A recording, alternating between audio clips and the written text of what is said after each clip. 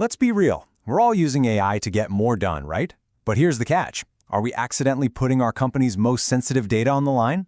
Today, we're going to dive into the critical privacy risks of using AI at work and, more importantly, what you can actually do about it. It's kind of a scary question, isn't it? I mean, you copy-paste some text into a chatbot to get a quick summary, or maybe you use an AI tool to analyze a spreadsheet.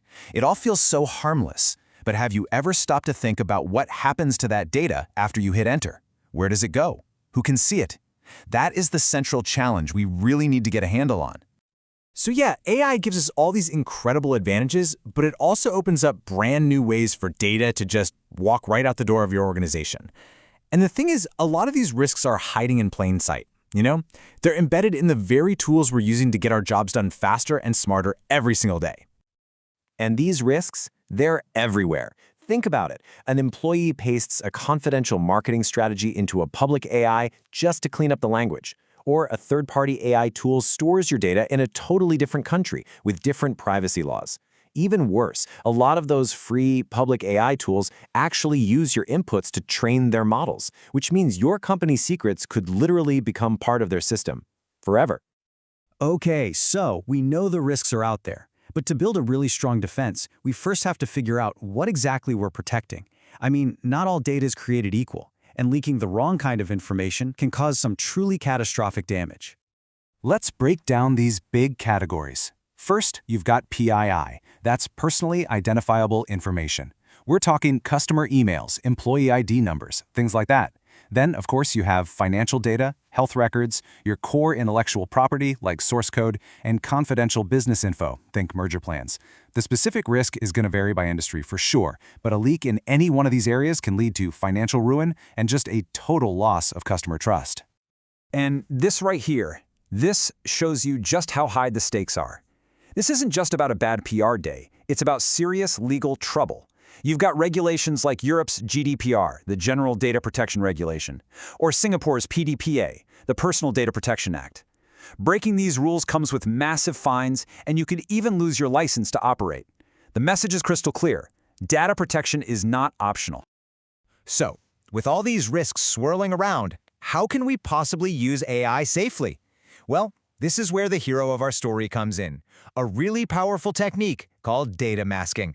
The best way to think of it is like a digital disguise for your most sensitive information.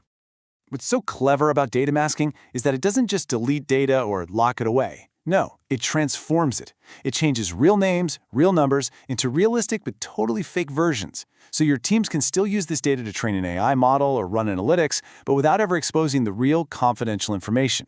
You get all the value with none of the vulnerability. And the benefits here are just huge. You keep your data useful for innovation, you stay compliant with all those tough privacy laws we just talked about, and you get to train your AI model safely. It really is the key to solving so many of these challenges we've discussed. But, data masking isn't some one-size-fits-all magic wand. There are actually several different ways to do it, and picking the right one really depends on the type of data you're trying to protect and what you want to do with it afterwards.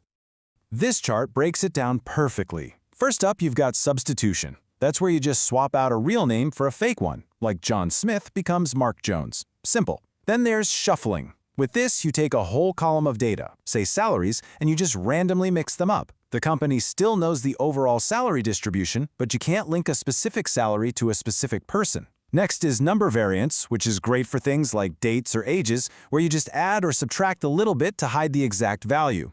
And finally, you have redaction, the simplest one of all. This is where you just completely black out information that isn't needed, like a credit card number. Gone. And here is a perfect real-world example of how you'd combine these. So imagine an HR department. They want to use AI to analyze workforce trends. Well, they can shuffle the salaries to see patterns without knowing who makes what. They can substitute the employee names to protect their identities, and they can completely redact passport numbers because honestly, the AI doesn't need them at all. It's a multi-layered strategy for total protection. Okay, this all sounds great in theory, but how do you actually make it happen? How do you put it into practice? Let's walk through a practical 6-step plan to bring these ideas to life. What's really essential to get here is that technology alone is not enough. You need a human-centric plan. As you can see, it all starts with ownership, knowing who's responsible. Then you move to enforcement and picking the right tools. From there, it's all about training your people, and then continuously improving and testing your whole process. It's a complete cycle, not just a checklist. And that brings us to a really important point. You don't just implement privacy and then check it off a list. It's an ongoing process of governance. As new AI tools and new privacy laws come out, your strategies have to evolve right along with them. It has to become a part of your company's DNA. The future really is all about finding that perfect balance, harnessing the incredible power of AI while building an absolutely unbreakable foundation of privacy. And that leaves us with one final question for you to take back to your team. How will your organization navigate this challenge? Thanks for tuning in.